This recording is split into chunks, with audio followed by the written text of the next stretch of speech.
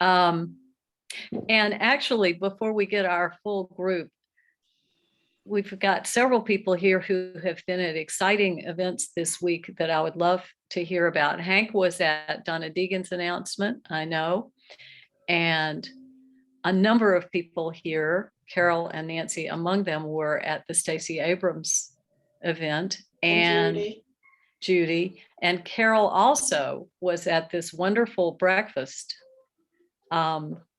We were privileged to send a representative to, because of all our hard work, with Val Dems, who that was yesterday. So Carol, you want to say a bit about that? Yeah, she was great. Thanks for the invitation, Daniel. We were really excited to participate in that, but she's a very impressive candidate. That's all I can say, and that's an understatement in terms of both her presentation and her strategy. And I mean, I think we could have a stronger candidate to go up against Rubio. So I'm going to work hard for her, and we should all work hard for her, that's for sure. But she's a Jacksonville girl.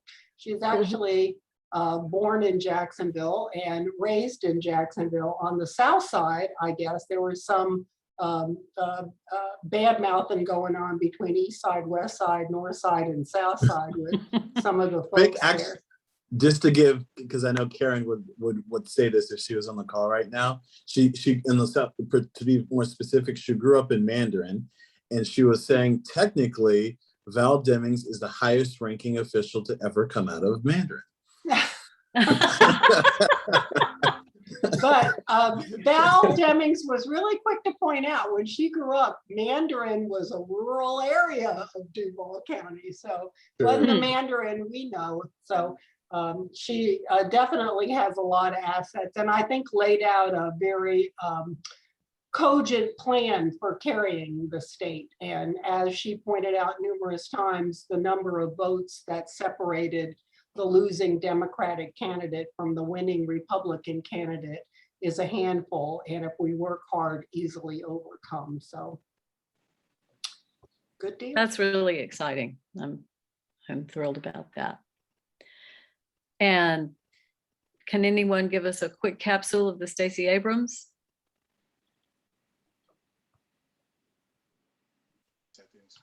Well, my favorite line was when someone said, "How do you stay hopeful?" And she said, "Oh, I'm not hopeful. Don't let you think I'm hopeful, but I'm aware and I'm determined." And she just talked about that it takes time to change things when they get bad. Florida has been actively trying to suppress voters since 2010. And they are among the best, if you want to call it, at doing that.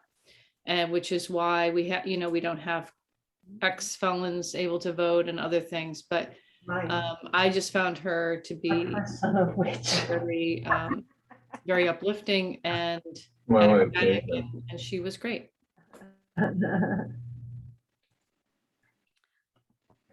Hank, anything about the Deegan announcement?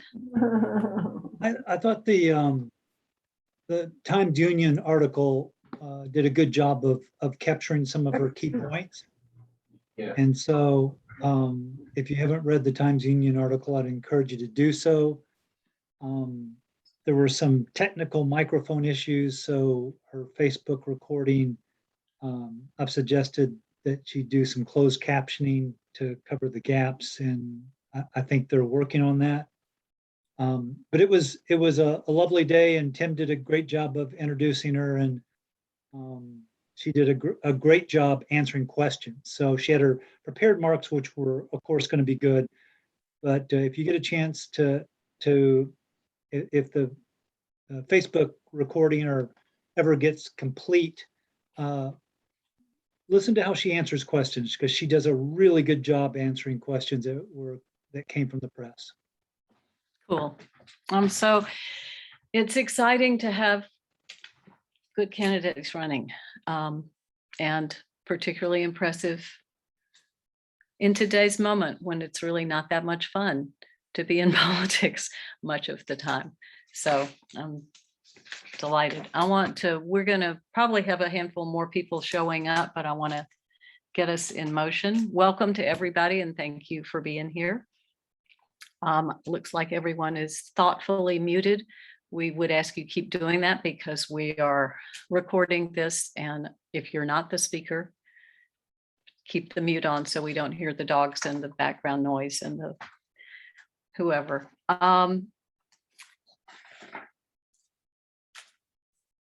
We're also going to take Q&A. If the group stays small, we can take questions from the floor, but it's a simpler process if you just throw them in the chat box, and we'll take those first. And if we have time, we can talk straight out as well.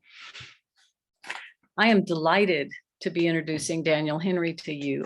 Imagine most of you know him, native Floridian, first generation American, which I didn't know, whose folks immigrated here from Haiti. And when he was unanimously elected DEC, the Democratic chair here in 2019, he was the youngest ever in Florida. I got to know Daniel working with First Coast Coalition, which all of you were part of last year, and had been going to meetings and working with him for many months, working on the private assumption that he was paid by the Democratic Party for the clearly full-time work he was doing. Can I get a check? I didn't know I could get paid. So I was utterly stunned to learn that he had a full-time job and was doing everything I knew he was doing and a whole boatload I didn't know he was doing, like in his spare time. It's an amazing thing, and he deserves a tremendous amount of credit for keeping the coalition together and functioning through COVID and through a very difficult year, for building the largest expansion of vote by mail in Duval history, taking Democratic VBMs from 25,000 to 94,000 in 9 months. And all of that played a key role in turning Duval blue for Joe Biden last year, which we all take great pride in, but Daniel deserves more credit than many people for the fact that it really happened. So take it away, Daniel. Okay. So I just want to start off by saying that I am the first person to always say that I did not do all of this work alone. A lot of the ability for us to be able to kind of deliver Joe Biden's win in Duval in 2020 was because of the partnerships that we were able to build with groups like BAM and Beaches Democratic Club and Indivisible Mandarin and Indivisible Riverside and so many other volunteers that helped us knock on doors, send postcards and text messages, and make calls. So honestly, I always start off these things by saying thank you, because I know that from personal experiences, as Elizabeth kind of spoke to, that a lot of this work sometimes goes by thankless. And we're kind of doing this because we all are really passionate about politics one way or another, or fundamentally, we just want to make sure that our community is reflective of the politics that we all collectively share, and that we continue to show the progress at the ballot box, because I think that's also something that we care about too. It's not only seeing the advantage on paper or on a PowerPoint, it's also seeing those numbers reflected on election night when you actually see a Democrat with a big D next to their last name get elected, not only to the White House, but for upcoming races that we have next year, to school board, because Elizabeth Anderson is on the ballot next year that we have to make sure she gets reelected, for city council. There are two special, you may not know this, there are two special elections, actually 3 special elections that are occurring for city council next year. First is one that you guys all know about, is the at-large city council race, in which we have Tracy Colson and James Jacobs and Nick Howland and Howdy, I always forget his last name, that are on the ballot this year, and the 2 top vote getters are going to get on the ballot next year. I think we all have our favorites in that race, but since I'm party chair, I can't say who mine is, so I will remain silent on that end. And then you have 2 elected officials currently that are serving in city council right now that are running for higher office. That's Garrett Dennis in City Council District 9 and Reggie Gaffney, who is in City Council District 7. Reggie's running for State Senate and Garrett is running for State House. So because of that, they have to vacate their city council seats. So there will be a special election for both of their seats on the August primary ballot. So primary ballots, particularly are usually sleepy. But next year it's going to be really, really busy. We're going to have a lot of candidates, both local and statewide, that we're going to be contending with.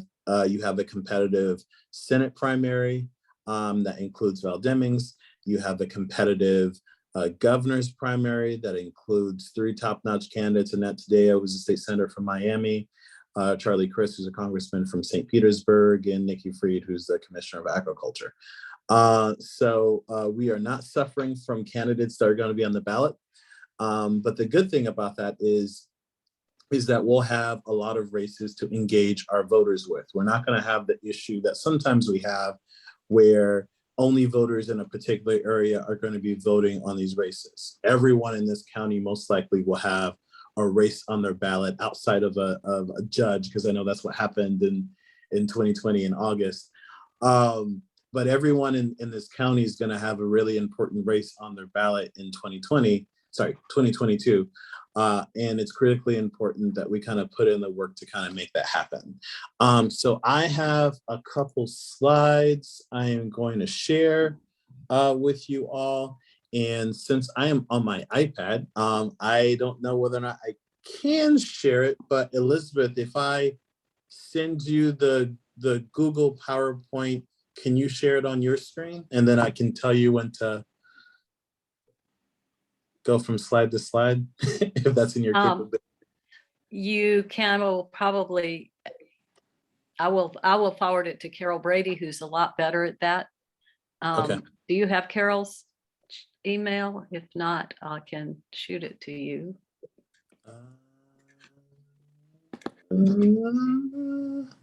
I do not. Okay.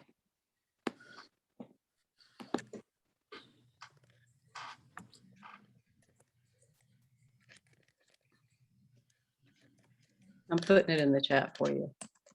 Sure thing. All right, got it. All right, Carol, you're gonna see a Google PowerPoint show up in your box, and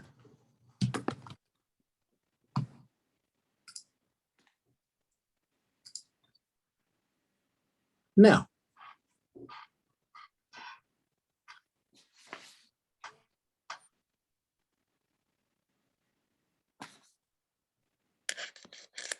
So, although I can talk forever, I thought you probably guys want to see some numbers on a sheet. Yeah. But anyone have any questions so far while we gonna get the sheet loaded up?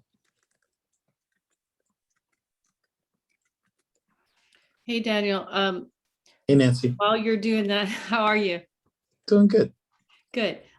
Just at some point, if you could talk a little bit about the loss of registered Dems in Florida. It's my impression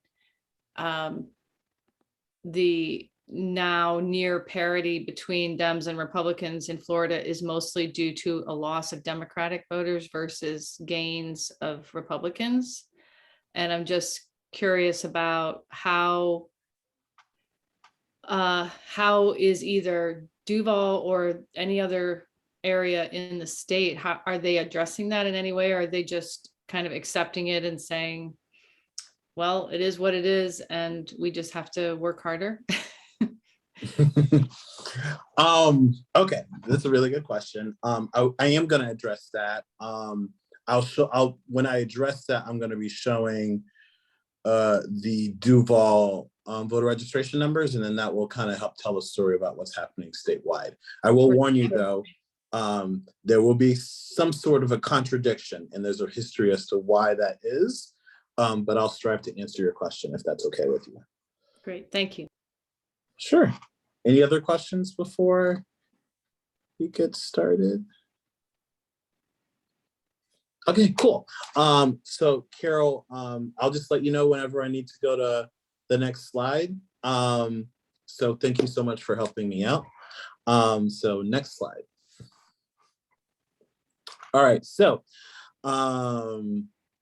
when the party kind of started looking at our strategic plan for the year earlier in the summer, the areas that we knew that we needed to kind of focus on is not only in voter registration, it's vote by mail, it's GOTV, it's neighborhood canvassing, all those things. But I think it's always important to kind of start off with a mission statement as to why we're all doing this. So we set out for this year and next year to kind of build on our party infrastructure and to kind of work on electoral and policy success. One ways that I can speak to that immediately is that for the first time on Monday, when we have our Monday meeting, we're actually going to adopt our local party platform. So this is going to speak on issues when it comes to equity, justice, and opportunity for all. We had about half a dozen virtual town halls with members and with Democrats over the course of the summer to kind of come up with a policy document. It's not long, it's really easy to read, and it's digestible. Once it's passed, we're going to put it on our website for everyone to be able to kind of see and read for themselves. But essentially, it focuses on equity, justice, and opportunity for all as the three planks of that. And the reason why we did it is a lot of times when we're talking to Democrats and we're even talking to volunteers and our own members, a lot of times people would ask what we stand for. And it's very easy for us to kind of talk about national or statewide issues, but for Jacksonville, we all know this, we have a long tradition of wanting to focus on issues that are important to our individual communities. So we kind of set out to use those planks to kind of talk about economic equity, education, elections and voting rights, environmental resiliency, healthcare, open government, safety, justice, and equity, and social justice and civil rights. So these are issues that we think are critically important for Democrats, but also issues that we think both the party and our local candidates will be able to run on. So we're going to use this platform once we pass it on Monday, all throughout this year and next year to try to enhance our organizing groups and be able to kind of talk with voters while we campaign on these local issues, because we can't just rely on statewide candidates to kind of give us our talking points. We have to have our own talking points as to what we believe as local Democrats, because that's how voters are going to decide whether or not they're going to vote Dem, not only for the top of the ticket, but for the Democratic candidates that are below the line that are local candidates as well. Next slide.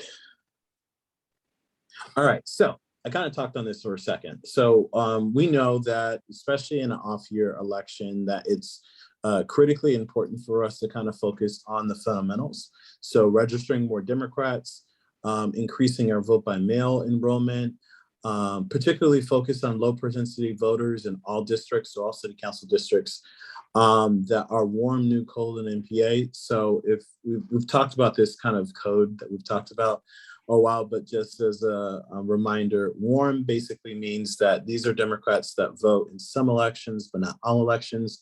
These are usually your Dems that will vote in presidential years, but will sit out midterm elections. So when we're kind of going into a midterm election next year, it's critically important that we continue to stay in contact with these voters to know that they can't sit it out and that we need them to show up and vote. But what you guys also know, particularly when you're like living at the beach, is that we have a lot of NPA voters in Duval County. They make up a third of the voting base within our county. And frankly, neither Republicans or Democrats can win without NPAs. They're a necessity to win and a winning factor in any county-wide election that we will ever have moving forward, just because of the numbers that they have. So we have to continue to reach out to NPAs that we believe are more likely to be Democratic leaning. So those are MPAs of color, MPAs that live in homes where they also have a registered Democrat in the House, women, and younger MPAs. And a lot of times people kind of assume that just because you're MPA, you're most likely probably a Republican or you're a conservative. Some people don't kind of buy into the idea that MPAs are actual real swing voters. I know they exist. I have a lot of MPAs, even my own family, my friend group, and a lot of people are registered as MPAs because they honestly just don't want to be aligned or be bothered with having to align with a political party. Particularly these types of voters like to be able to kind of free to decide what candidates they want to choose for. So these are the people that will vote for President Biden and then vote for a Republican for clerk of court or for their state rep. So that's why we have to continue to reach out to these voters because we can't take them for granted.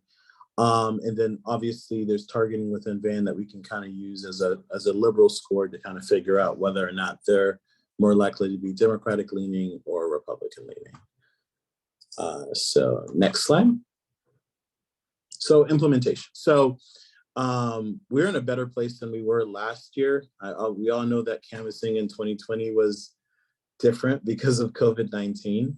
But because of the access of COVID-19 vaccines, booster shots, and Nancy Stats can probably speak about this more than I can, but our decreasing levels of COVID-19 exposure rates, we're in a better place.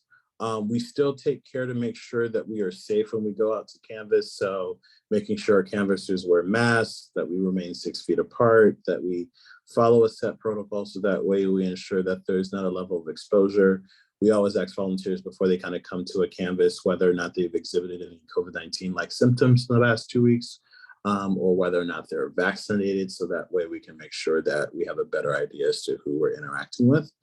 Phone banking is always available. I know sometimes that's not necessarily the most fun part of GOTV, but it is still necessary because some people still like that personal touch. Text banking, as always, has always remained popular, so that's something that's available. Direct mail, so that's everything from postcards to mail pieces that we may send to voters. Emails and community events. Now, emails is something that we definitely started in 2020, and we're even continuing to use this during the 2021 election. The best example of that is if you're signed up for vote by mail, a lot of times, and we encourage people to do this, you provided your email address to the supervisor of elections. So we use these email addresses not only as a way for us to be able to inform vote by mail voters that they're going to receive a ballot in the mail, but also as a courtesy for us to be able to tell them when their ballot is counted. So these are some of the strategies that we try to use to make sure that people, when they sign up for vote by mail, feel comfortable with it, continue to use it, and feel as if it's something that is safe and convenient for them to do. So it's not only sending them a text message to let them know that their ballot was sent to them, but also giving that personal touch where we send them an email to let them know that their ballot was also received by the supervisor and that they can use it as a way for them to get more information. Next slide. So Elizabeth kind of talked about this when we first began. We had over 94,000 Democrats that were signed up for vote by mail at the end of the 2020 election. But as you all know, whenever there is a new legislative session in Tallahassee, they always find a way to make our jobs a little bit more difficult. So SB 90 has had a dramatic effect in the vote by mail numbers that we have, but also with the natural attrition as to what happens after someone is signed up for 2 election cycles. So we had over 47,000 Democrats fall off of the vote by mail registry. So these Democrats were no longer signed up for vote by mail after the 2020 election. So our goal that we kind of set out for the year, and it's going to transition into 2022 as well, is to try to sign up at least 75% of those vote by mail expiries. A lot of times when we're sending communications to them via postcard, like you guys did, via text message or phone call, people don't know that they fall off.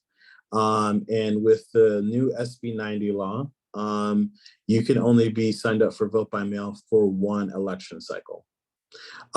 One general election cycle. So the best way to say that, and this is where a lot of the work we're going to have to do next year, is after the 2022 election, no matter how many Democrats that we have signed up for vote by mail, if we get back to the 94,000 after the 2022 election, both Democrats, MPAs, and Republicans vote by mail numbers will go back to zero. So it'll be the first time where we're literally having to start from scratch to get people to sign up for vote by mail. And the reason why I say that is not to discourage you from doing the work to get these people signed up, is to be reflective of the fact that we can't kind of sit on our laurels after an election cycle to basically say, we got to this amazing number, our work is done, and we can kind of go home now.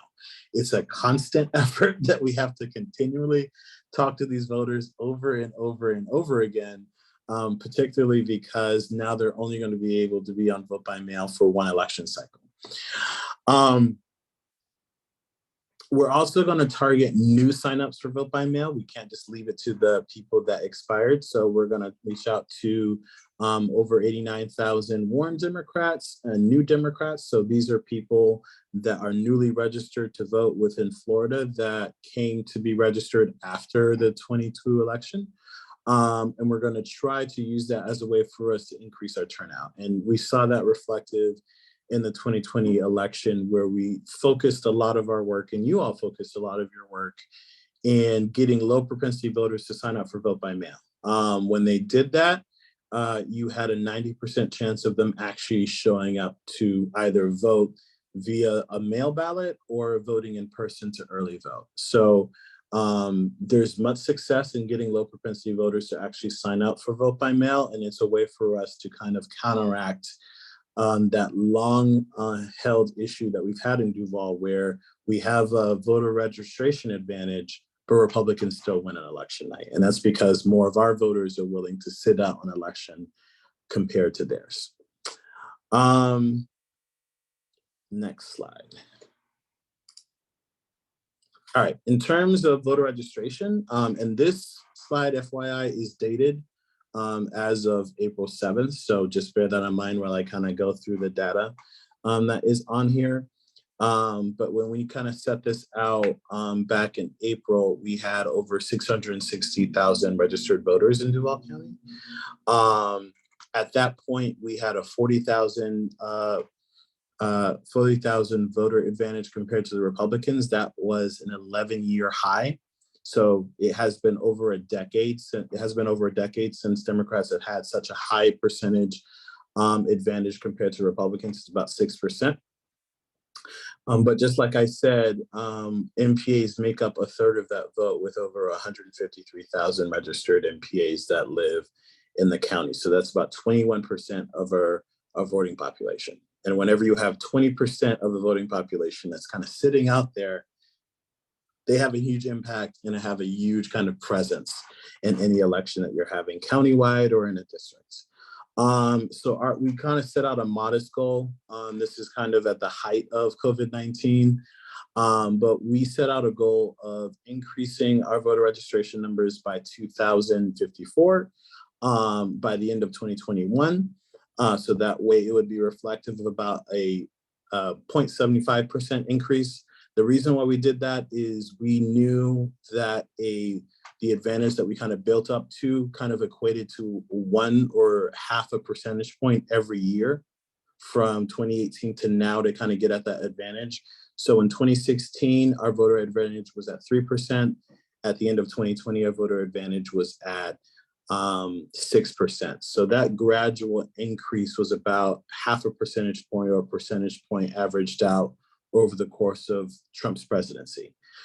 So increasing that number by 1%, we thought was a pretty organic way and a realistic number that we thought we could reach by the end of 2021. And since we're not at the end of the year yet, we'll see how we'll get to that number.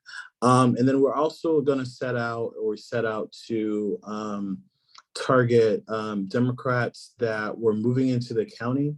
There's some different tools that Democratic parties across the state were using to try to target voters. So targeting Democrats in areas that we know that are very highly transient. So apartment complexes or communities that we constantly see shifts in residents that live in those communities. Targeting homes where we have ineligible voters that are not signed up for vote by mail.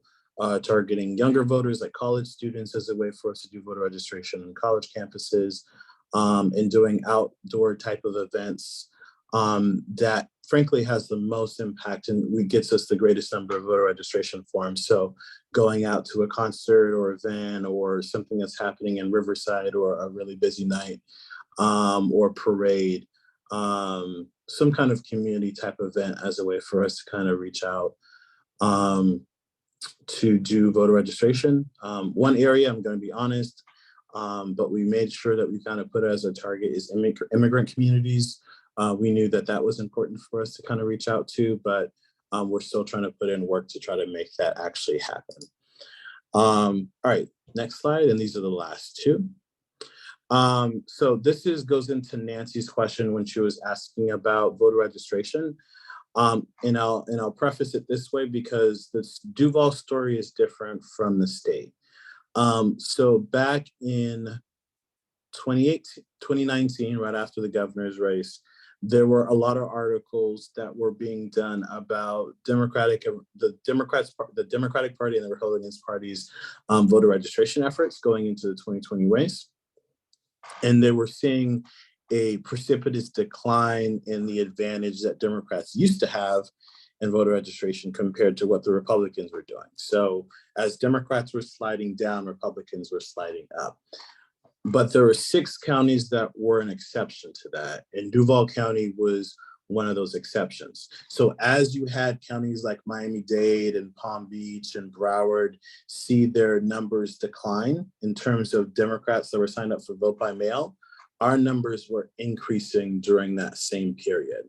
So that's why I said there was a little bit of contradiction within the numbers, is we didn't see that same, and we're still not seeing that same decrease that we're seeing all across the state than we're seeing in other places. Now, to get into more of Nancy's question, one of the main reasons why we're seeing such a fast decline in 2021 is because of something called list maintenance.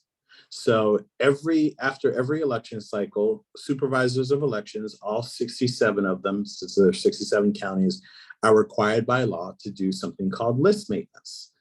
I call it voter purging, but list maintenance is the official name.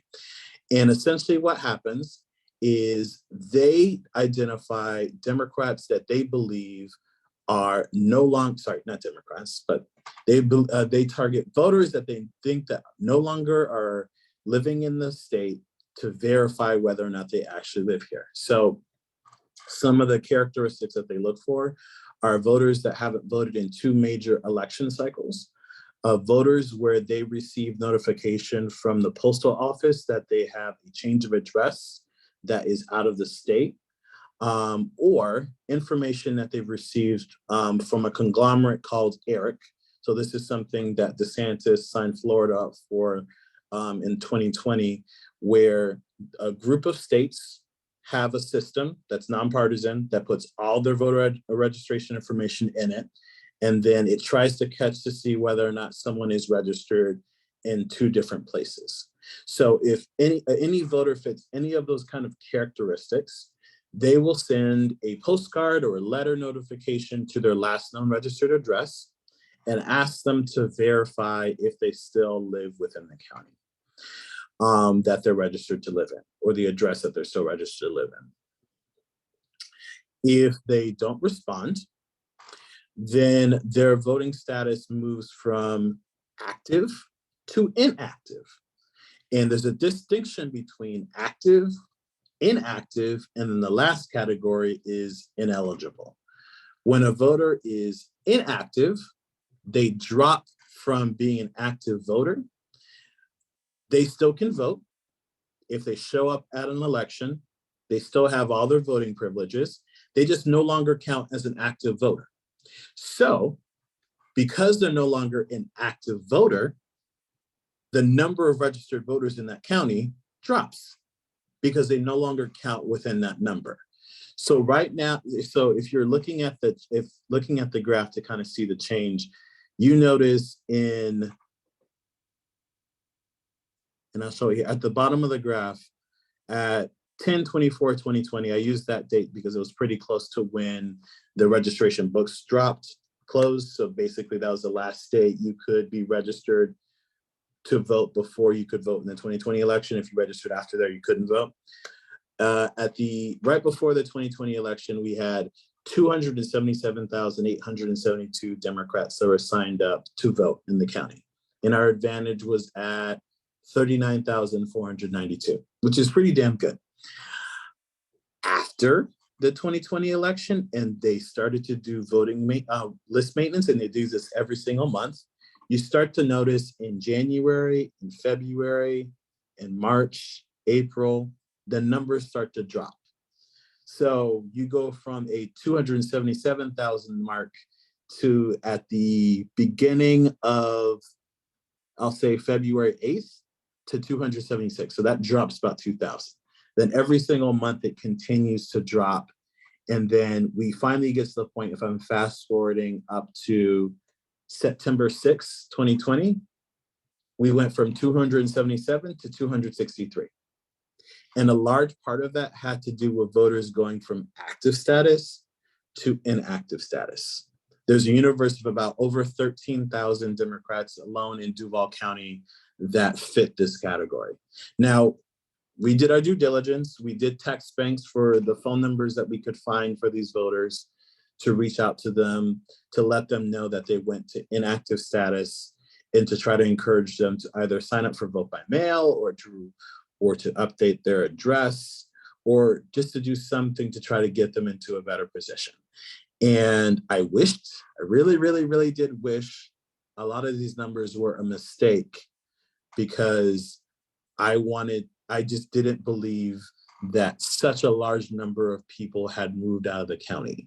And from the anecdotal numbers and the responses that we're getting, a lot of these voters did move. A lot of them did move out of the state.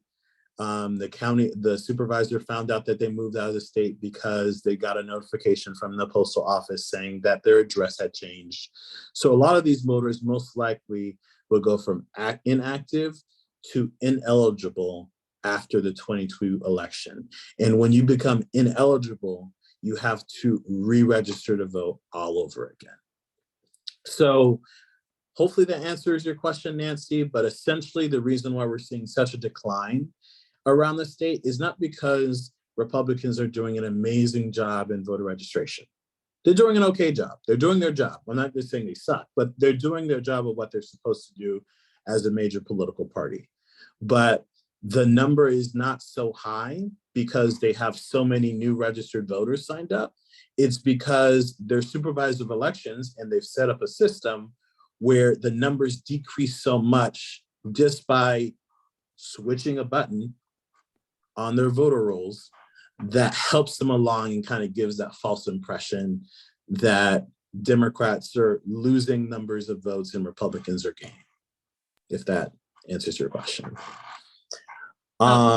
Mostly, I guess one of my main questions, and I know you're not an attorney, and I'm not an attorney. Maybe you are an attorney, actually, but I'm not an attorney. Okay. So one of the questions that I had for Mike Hogan when we went was, and I also asked Jerry Holland, and it was not answered to my mind explicitly, but the whole Eric thing is bothersome to me because according to my research, you can be registered to vote in more than one state. That is not illegal. What's illegal is to vote in more than one state in the same year or in the same set of elections, and it varies by state. But in Florida specifically, you can actually vote in another state as long as it's in the same year, even as long as it's not the same election. Okay.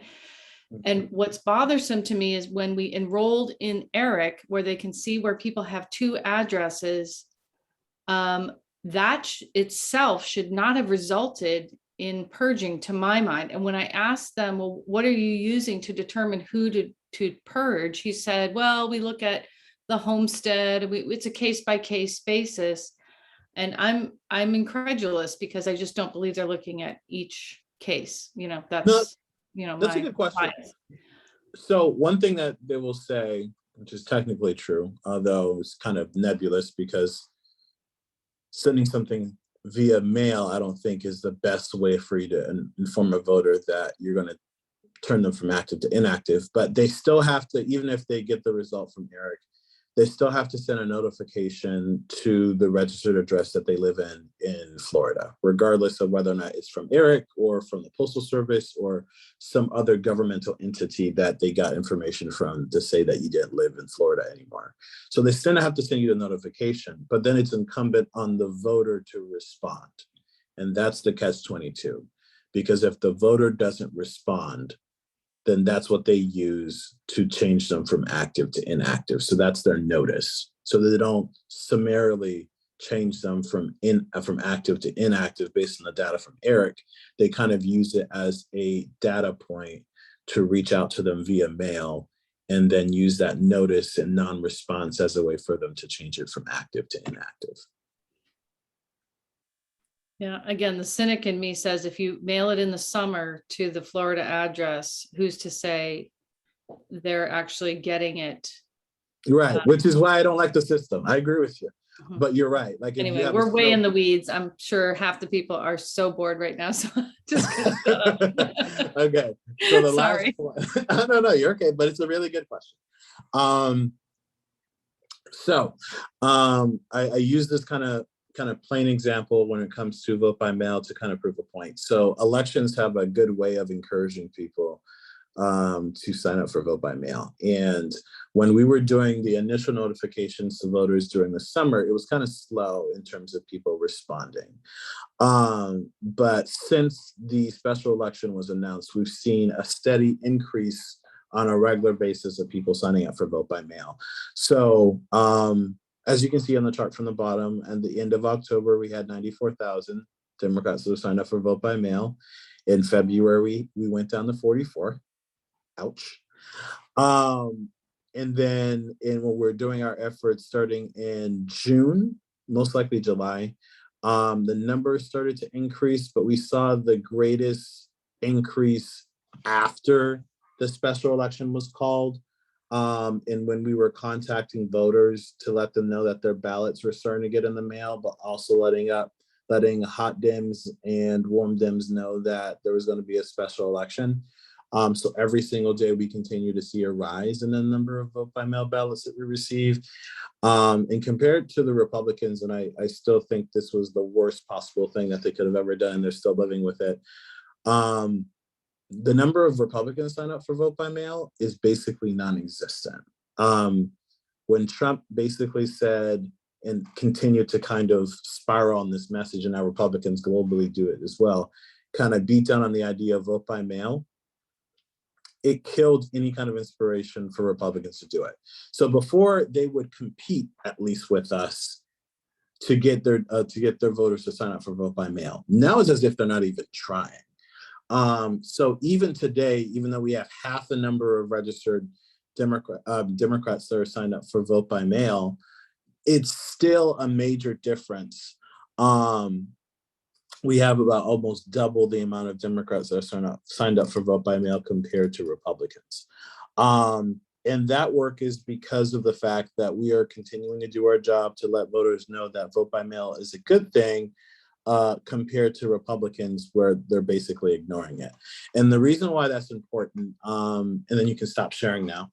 The reason why that's important is because of the special election that we have going on right now. So one of the ways, I'll do it in three. One of the three ways Biden was able to win Duval County was because of swing voters, because of MPAs, because of Donald Trump's message, because it really turned off a lot of voters. And I would argue, and I still argue, because of the advantage that we had in vote by mail. And the reason why I say that is after when early voting started, we had such an advantage of vote by mail ballots that were turned in that even after early voting, where basically Republicans competed on par with us. And on election day, where Republicans showed up in full form, more though than Democrats, they were never able to catch up to the amount of vote by mail ballots that we had turned in. So before, it used to be early voting as a way for us to kind of contend with Republicans before election night. Now it's kind of shifted to vote by mail, which is kind of weird because you can't kind of use 2020 as an example because we're in a full-on pandemic. So 2022 will be really the first time where we don't have a natural pandemic, and we'll see if that kind of standard is the same. We can't use 2018 as an example because people were still voting more in person than they were vote by mail. But the theory still exists. And at least from what I'm hearing from the Republican side before this special election was called, is that they were very scared about the vote by mail ballots, that the vote by mail advantage that Democrats had, because they knew that it was going to be a low turnout election. They probably think that less than 10% of people will actually vote. So the more easy it is for our voters to vote, the more likely we can continue to have our advantage both in the December election and in the runoff, which is what they're really scared about. So that's why I continue to advocate for vote by mail, and I'm continuing to kind of do the work to try to encourage people to sign up, is because I know that's one of the few ways we can continue to have an advantage against the mountains and mountains and mountains of money and demagoguery that the Republicans will do between now and February to encourage voters to vote for their nice Republican from the beach that wants to lower your taxes and is a small business owner and a former veteran, which I thank him for his service and everything. But these are some of the kind of the messaging that they're going to use to try to encourage our voters to say, hey, he's a nice fella, you should vote for him. But we all know better. But that's the end of my presentation, and I will stop talking. Well, and let me say, with this smaller group, I feel perfectly comfortable having people ask their questions. Just unmute yourself and ask if you've got any before we move on. Hannah. Yeah, Daniel. Sorry. Yeah, hi. Hello, everyone. Daniel, can you speak to the turnout that we expect for the special election round 1? And I mean, this group is a really good active group. So it's, my feeling is like, obviously we have the most odious representative from, you know, in the State House, I think we do at least. Sorry, that's my opinion. And we feel like, you know, we don't really get our people in at the beach, but my whole thing is that we make a distance, we make the distance shorter because we bring it in for these global elections, which this one is. So can you speak to the turnout and the impact we might have here at the beach? Sure, that's a really good question. Some people won't like my answer on this one, but I'm going to say it anyway. I know that you cannot win, and I'll use the special election as an example because everyone gets to vote. I know that you cannot win a special election in Duval and get a win on the column by just focusing on districts 7, 8, 9, and 10. 79 and 10, FYI, is the main voting base of the Democratic Party because that's where a large number of our voters live. And I say that you can't just focus on the base because that's not enough votes to kind of get it over the finish line. We have to do the GOTV in places like the beach, Intercoastal West, the South Side, and even Mandarin, because we have to run up the margins to get a win, because you just can't win by just focusing on one side of the river. And I know saying that as a Jacksonvillian, it's kind of ironic because we all talk about the side of the river that we live on. We need both sides. we need to do it together. Without us kind of working together and getting every Democrat to show up to vote, or at least a good size of them to vote, we're never going to be able to win. And the way we kind of ensure that that is important and how the beaches can kind of work is by doing some of the work that you're already doing. I know Beaches Democratic Club is starting to do canvases on Wednesdays as a way to encourage voters. We still have texting opportunities that we're doing all throughout the special election that I will share some links in the chat to encourage Democrats to vote.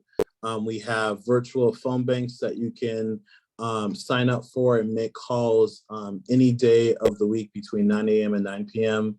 To reach out to hot Dems that live all across the county to encourage them to vote. So there's multiple different ways for you to kind of stay engaged. And I just put off, oops, I just sent it just to you, Carol, my bad. Putting it in the chat. All right, now everyone has it. There are multiple different ways that you can kind of get engaged. And our strategy is to focus on Dems that live everywhere, regardless of whether or not they may live at the beach or they may live by the airport, if that answers your question, Hannah. Sort of. I'll elaborate.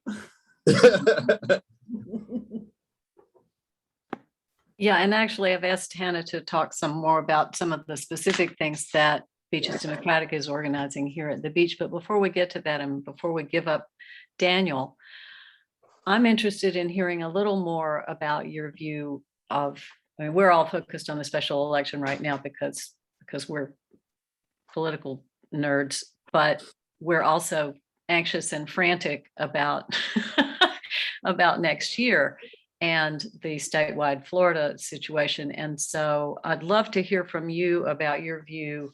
I've been on a bunch of calls with the statewide party. I've from last year and earlier years, often there's a sense that the Florida Dems kind of sweep into Duval late and start ordering everybody around and gumming up the works.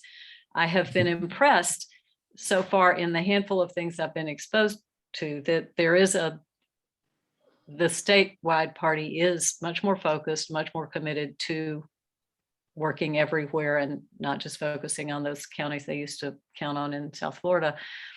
But I'm curious how it looks to you and what you can tell us about what's already going on that's different from earlier years that might make us more optimistic that there's actually, this is winnable, not just here, but across the state. Yes, that's a great question. So just like in 2020, we have field organizers that are on the ground from the state party that are working every day to do voter registration. There are about 3 of them right now. We have a regional field organizer. Some of you may have met her one way or another, Ingrid Montgomery. She has a responsibility of like most of the counties that are in the Northeast region. Ty is our field organizer for Duval County. I'll share all this contact information with Elizabeth afterwards, so that way you have it. And then they're hiring a 3rd field organizer for open position that is available right now. So they're using these field organizers as a way for them to start their voter registration efforts, because they know that voter registration is the most important thing that they can do between now and the general election next year. So that is frankly their main and only focus right now. They also have a paid canvassing program. So they have paid canvassers that they have working about 30 hours or less at $15 an hour that are doing voter registration every single day. And then they also have volunteer opportunities for you to be able to go out and do voter registration door to door as well. So they're kind of taking that 2-pronged strategy, because they know they just can't do it just with paid people and just with volunteers. So the field organizers kind of act as that kind of captain of that strategy. And then they hire people to do paid canvassing to knock on doors and also try to get volunteers to do the same thing. And the reason why they're doing that is because that they know that we do not have the same advantage in terms of party that we did in 2018 or 2020. And the only way that they can ensure that that race, both races, the Senate race and the governor's race, remains competitive is by increasing the margin of Democrats that we have registered to vote. And at least in Duval, I can at least speak that they're having a great effect in terms of counteracting what the Republicans are doing So even though the Republicans are doing voter registration, and some of you may have seen them at some of the tax collectors' offices or libraries across the county, we're doing the same thing as well, which is why we're still increasing the number of Democrats that are signed up to vote. Great, thank you. Other questions for Daniel? I have a question. I'm looking at the candidates who have filed for the 2022 election on the state level. And of course, because of where I live and because of our Duval delegation in the past, I am very concerned. Senate District 4, where Aaron Bean is vacating, he's up for, he's term limited. The only person we have filed is Clay Yarborough, a Republican. So of course, we're hoping to hear from you that there are Democrats in the wings just waiting to throw their hats in. Similarly, here at the beach with Cord Bird seat, House seat 11, we have 3 Republicans that have filed for that seat, including Cord Bird, with no Democrats. Additionally, we have in House District 12, 2 Republicans, and in House District 16, with Lori Hershey, who's currently on the school board. So I think I echo concerns of our group that we would like to see Democrats at least running in these races because it would give us an opportunity to support them. Any ideas? Yes. And it's not the first time I've gotten this question. So I had a feeling. I had a feeling. Part of my job is candidate recruitment, so it's always fun. So I'll say this, that we've done a really good job in making sure that we always have a Democrat that is on the ballot for every race, both in the 2018 cycle and the 2020 cycle. That is still our goal for the 22 cycle. So don't be afraid that there won't be a candidate on the ballot. One of the reasons why you're probably not going to see that in the immediate future right now is because of redistricting. A lot of these seats are going to change very drastically because of population shifts. I would say that's most likely going to happen more on the state House side and the state Senate side, because we just only have 2 Senate seats. So the Senate seats may not change that much, at least from the initial maps that went public yesterday. But when the House starts making their maps, those may change a lot. And a lot of candidates are reluctant to kind of throw their hat in the ring until they really know whether or not they're actually going to live in the district that they're running in. So I think during session, once the legislature kind of finalizes the maps, they start in January, so they're going to finish by March. I think in March, you'll have more candidates that are more likely to start looking at races and filing then, because they'll actually have a better idea as to what they're running in, and frankly, what districts they're running in, because we already know District 16, District 11, District 12 are gerrymandered. Like gerrymandered to ensure Republican will always win no matter what. 12 less so than 11. And 15 is always an obstacle as well, because that technically has a Democratic advantage, but is represented by Wyman Duggan. So they may do some things to try to help him by making his seat more Republican. But in order to do that, they may have to shave off some of your district in District 11 and some of 12. So I really think, just anecdotally, that 11 and 12 may look really different next year. So Dems may be less likely to kind of throw their hat in the ring now, because they don't know what it's going to look like after redistricting.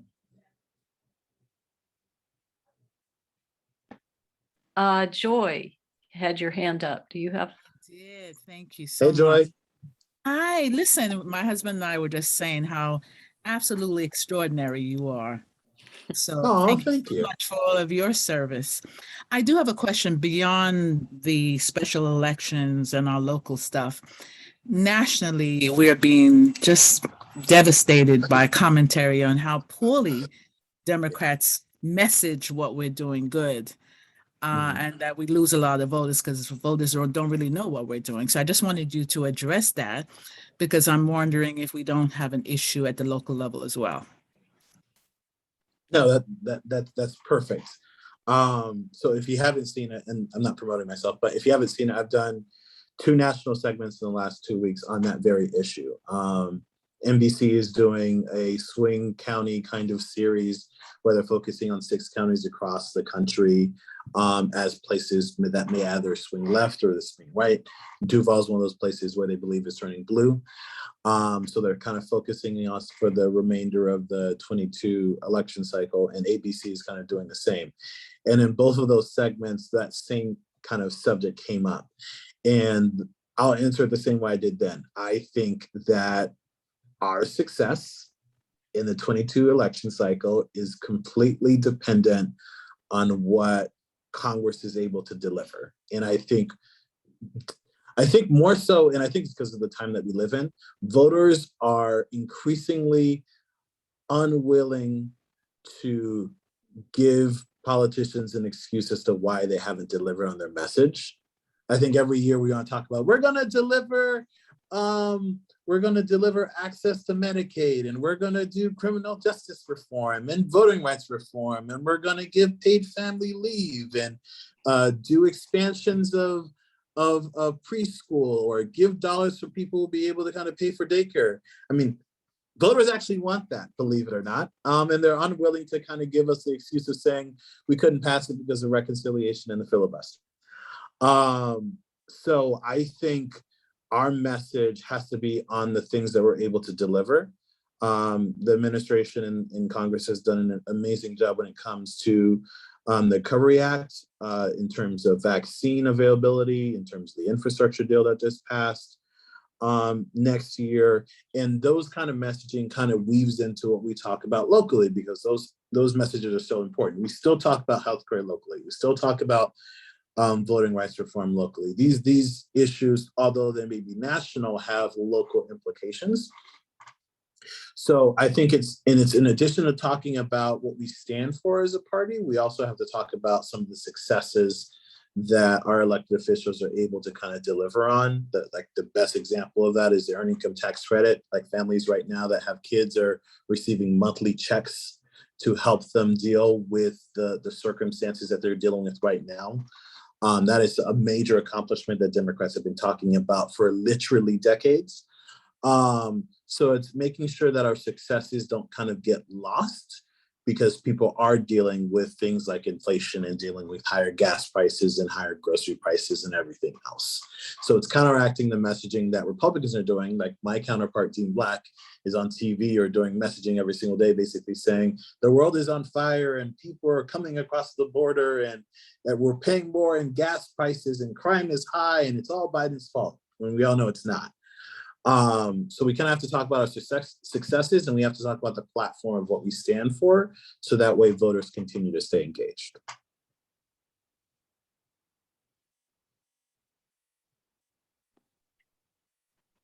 I am not seeing more hands. If you have questions, I'm about to let Daniel off the hook and move on to Hannah. Thank you very much. We could ask you questions all night. I could keep you busy until 10, but I told you it would be about an hour. So stay with us if you want, and go have dinner if you don't, if you're starving. I will stay on mute, but thank you so much for giving me the opportunity to speak. It's always great to talk to you all, and I really appreciate all the hard work you're doing. And I just want to give a personal thank you for the 1,500 postcards that you guys all sent in the last 2 months. That was amazing, and I was excited when Elizabeth told me that you guys were able to get those out so fast. So thank you for that. Thank you. Thank you, Dan. Hey, thank you, Daniel. It's always a hard act to follow Daniel. Actually, I don't tend to do that. I tend to not follow Daniel. So, okay, so I have 2 roles in this party. But just super briefly, I moved to Jacksonville in 2015, and I was like, where have I arrived? Like, I thought it was a cool beach town. I thought it'd be really funky. There was a Democrat as a mayor. Boy, was I mistaken, right? I was like, whoa, what the hell's going on here? And immediately, one of the first things I did is I joined the Beaches Democratic Club. Wasn't that overwhelmingly impressed, although I did find amazing people there. It was like the whole Bernie thing and the you know, Hillary, like it was not a great time to enter in at that point, but I did stick it out, and through that, I found BAM. Well, BAM showed up afterwards, but the people of BAM and Judy from Now, and I got really involved in the campaign in 2016.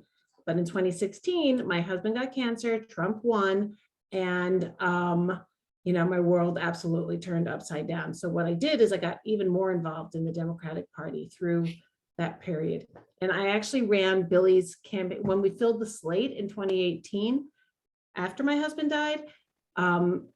Billy Boussard was our person running against Aaron Beam, and it was really a quixotic campaign, but it was super exciting, and we filled the slate, you know, so it was wonderful to be able to vote for a Democrat, and it's always wonderful to be able to vote for a Democrat. And, you know, we keep pushing, and we get people like Josh Hicks to run, and he pushed and pushed and pushed, and maybe this cycle is not going to be possible for a Democrat to win, but it will be possible. And that's the groundwork that we all do. And we do it so fantastically.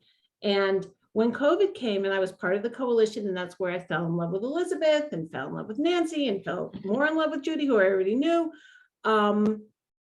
You know, we were working in the coalition and we couldn't canvass anymore. And canvassing was like my whole thing. Like I was like, I'm going to canvass. And I met this guy, Barney, through the party. And he was like, I'm going to knock on 10,000 doors. And I was like, oh, wow. And he's like, you want to win? That's what you got to do.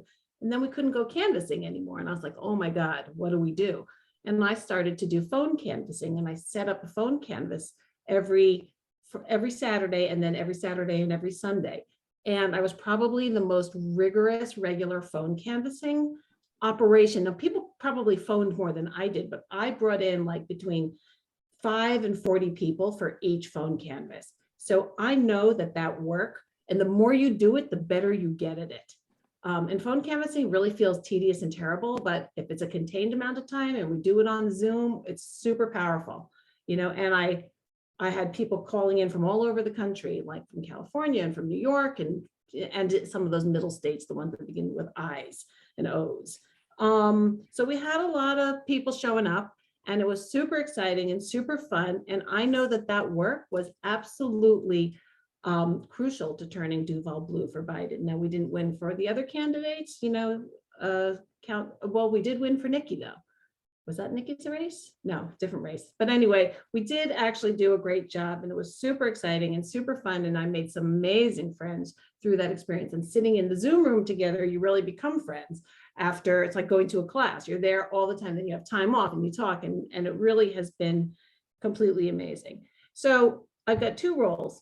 I am the president of the Beaches Democratic Club, which was my original Democratic home in Duval County. And then through the work, I'm sure it's through the work that we did through the coalition, Daniel and I became friends. And then when the treasurer stepped down or said she wasn't going to run again, Bobby Nord, who had been treasurer for a really long time, really held that role together, I was asked to step up to that. That's been a harder role than I kind of anticipated. But what I've done is I've built a little team that has been really, really good at supporting me and doing the work. And one of the things that came out of the coalition was working with organizations like Moms Demand Action.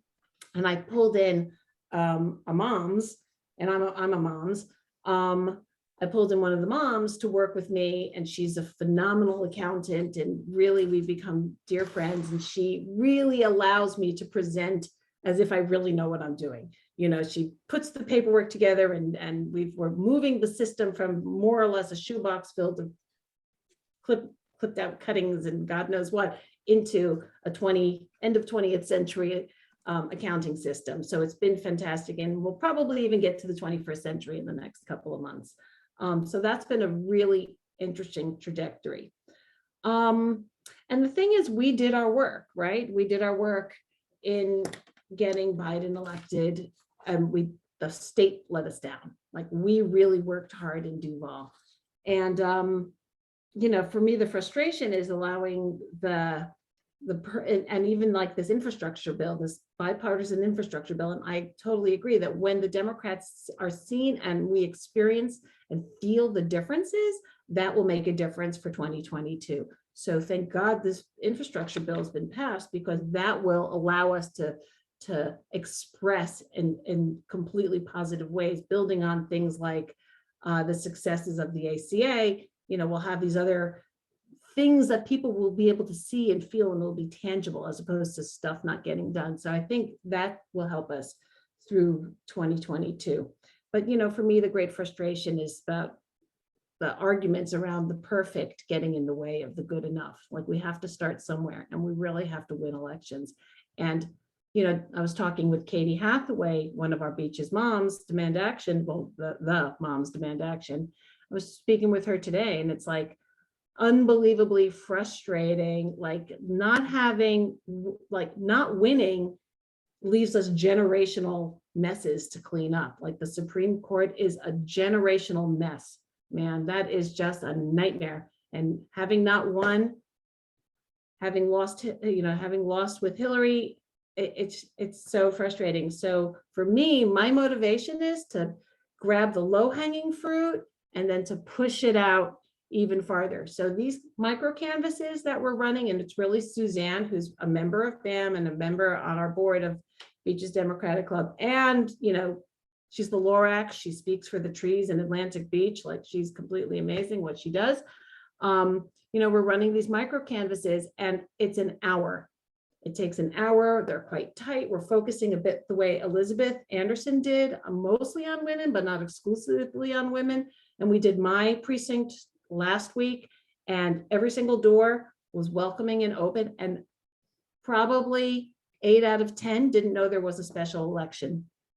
And that's how we win. It's not just the harder to reach people. It's actually, in this election, low-hanging fruit. And so if I'm going to say anything to you tonight, come out and canvass with us. It is inspiring. It is fun. We will train you. If you've gotten rusty, I'll get my oil can out, and we will totally rock it, and we will totally do it. So we're calling it Happy Hour Canvassing at the Beaches. And we went out and we had a drink, and then we had appetizers, and we had a great time. And I really recommend that you come out and do it, and you speak to the people that you know, and you speak to the people that you haven't seen in 2 years. And I'm telling you, it was a great experience. So tonight, I couldn't do it with Suzanne tonight. She went out with just one person, and it was a first timer, and she signed up to go next week. So I know that doesn't sound like a lot, but these margins for this race that's coming up are in Palm Beach County. They just had a special election. It was less than 10%, less than 10%, which means us at the beach, if we do our work, if we each touch 10 people, we win. I promise you. I know that's, you know, what, so little, but those little bits will make the big difference. So that's all I'm going to say tonight. Come and do happy hour canvassing. We don't have a lot of time left. We're going to do it before Thanksgiving. We're going to do it next week. And then we're going to continue doing it through early vote. And then hopefully one of our candidates wins. I'm speaking from the party's point of view, so I can't tell you who I'm endorsing. So, you know, they're both good people. We need our Democrats to come out and vote.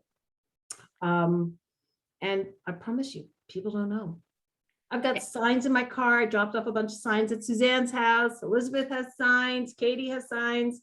If you want to endorse a particular candidate, we can help you out there. So yeah, that's it really.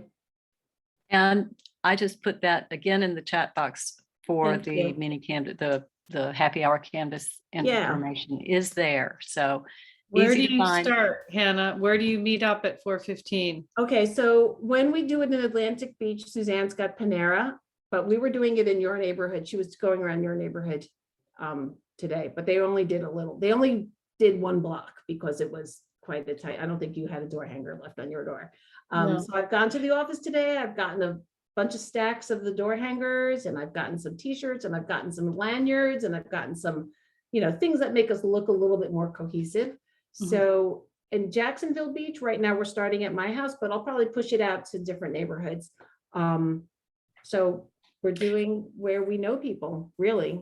And it does make it easier, actually. You know, it's And fun if you- looking through the list and then, oh, I saw Holly 3 years ago. I'm going to go see her again. You know, it's really, you know, nice to do that. So we can start, I mean, Suzanne, right now it's starting at Panera in Atlantic Beach and then going sort of north to your neighborhood. Those are the maps that we cut, but we'll cut more maps.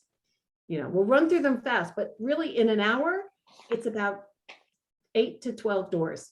It's tight because you want to have the conversations. I was standing on doorsteps talking for like, you know, 3 to 6 minutes.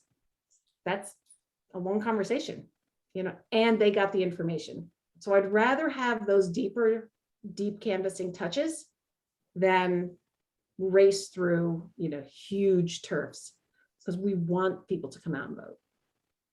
So, yeah. Are you doing it every day? No, we're just doing Wednesdays and Thursdays, but I mean, Wednesdays I'm up for doing more, but getting, you know, I don't want to go just me. I want to go with people. So even a group of 4, I'm super happy to go out with, you know, 3 other people and me. That will be fine. And that's what we found is it's a really good time, you know, like amazingly good time for working people who go into an office or are like on Zoom all day. They're breaking at that point, and people coming home, it's a good time. It's pre-dinner. It's not a bad time to do it. You know, I find it, and it's just like going to touch people who I mean, I've canvassed these neighborhoods, you know, zillions of times. So I do know a lot of people now, and they're like, hey, how's it going? And I go, and they're like, oh yeah, your dog's still barking. I'm like, yeah, she is. So yeah, it's been really, really good. The other things that we're doing is Mike Finn, who is technically the chair of District 13, he's keen to do voter registration to combat the vile, hateful things that are being pushed on people at the DMV. So he's setting that up. And what we've got are like iPads that will do electronic registration. So rather than the paper stuff, that's how we're trying to sort of motivate that. So that means we don't have paper that gets lost or doesn't get mailed in. I had to mail one in that somebody registered somebody in a different county, and they were like, oh, something has to happen with this. I was like, oh man. So I, you know, put it in the mail. And the other thing that is sort of an interesting piece of work, and maybe you guys would be better at that, is that Steve Hayter from everywhere, from the beach, he pulled a list of all the new Dems in District 13. And that would be a nice touch. Like, hey, they're new, either they're newly registered, young, or new, moved here. So that would be a nice touch. And I can't remember the number, but he pulled the list, and I can send that to you guys, and you're better at the postcarding thing. Maybe that's something that you want to have a look at. It could be a list that you've already touched some people on. You can edit it down. But those would be good people to put up. What else do I want to tell you about? I think that's enough for now. I mean, Virginia, man, was that a canary in the coal mine, or was that like? I'm sorry, you can't have Virginia. It was not a canary in the coal mine, and we have a couple of other things we actually have to cover. So Okay, we'll have a drink over Virginia. That's it. That's why we got to work, because we don't want to be Virginia too. Okay, so and this is the groundwork for then. Anyway, that's me. Any questions? You all have my email and my phone. So give me a shout. I'm totally available. This is like this coalition working, or this partnership working, is the greatest. You are a rock star. Thank you for having me. But I'm gonna make dinner now. Okay. Look, I wore my my swag, the clothes. 2 things to say to the handful of you that are sticking with us. Tomorrow is the Freedom to Vote rally, the rally at the Supervisor of Elections, to make noise one more time, or perhaps more than one more time, for the national voting rights legislation that we all agree we need. That's at 4:00. When I sent it out in the action alert, it looked like it would be 2 to 4. It's now solidly at 4. I'm planning to go. Nancy's planning to go. If anyone else wants to go, let us know and we can ride together. If you know of anyone who is really passionate on this issue, be sure they know this is happening, because it would be great to have a good crowd. And I have been contacted, because we are not part of the Democratic Party, we can say how enthusiastic we are about Tracy Polson, and some BAM members have already been doing it. The Polson campaign is trying to do some postcarding. And since that's one of our strengths, if people are in this group are interested, we have until Monday to let them know. We've done some already, but if other people want to do any postcarding, let me know. And then Nancy has another Polson related question. Yes, just briefly. I know it's very short notice, but if anyone would want to co-host with me, or you know of someone who might be wanting to co-host, I want to do a Zoom fundraiser similar to what we did, Elizabeth, for Donna last year. 45 minutes long, just 6 to 6:45 on November 21st. It's a Sunday evening. We would have her speak for 5 or 10 minutes at the beginning. We would do a little trivia quiz for 30 minutes. She would say, thanks everybody at 5 minutes at the end. And we try to drum up some donations and, just share the link far and wide with, people that we know. So if you're interested, or you know of someone who might be interested, please reach out to me. I think everybody knows how to find me. If not, reach out to Elizabeth. I had wanted to also just briefly thank Frances. It looks like she's dropped off the call, unfortunately, but her letter to the editor was in today's TU, and it was in Thursday's Beaches Leader last week. So bravo, Frances, great job. I'll say. Steve, I think you need to start writing some letters to the editor. I'm just going to say, I'm going to put you in the rotation, dude. Be ready. I'm going to send you the sketch. And in case anyone who didn't see, Hannah reemphasized she has Polson signs. I have Polson signs. If anyone would like a Polson sign, I can speak to the advantage of having one for the first time since almost no one knows about this election. The number of neighbors walking by who at least initially assumed either I or my husband was in fact Tracy Polson. And we're then stunned to learn there was something going on. So it's been a conversation starter, and just having them conspicuously in our neighborhoods is really a useful thing. Run by your house? Hmm? Come up, can we run by your house? Absolutely. Pick up signs. I'll do Yep. that tomorrow. Yep. Okay. Thank you all for being here and for staying with us. And unless anyone has anything else critical to say, we'll adjourn this particular gathering. Yeah, I'd also like to thank Nancy for her wonderful letter to the editor about I'm not even going to name what office he is in, but he has something related to health. And thank you. You're welcome. Thank you. Someone said keeps calling him Attorney General by mistake. And I said, it's because it feels so political that we've never had a Surgeon General so political. So it just rolls off the tongue, Attorney General. Anyway, Thank you. whatever. It's a shit show. All right. Thank you all. This was terrific.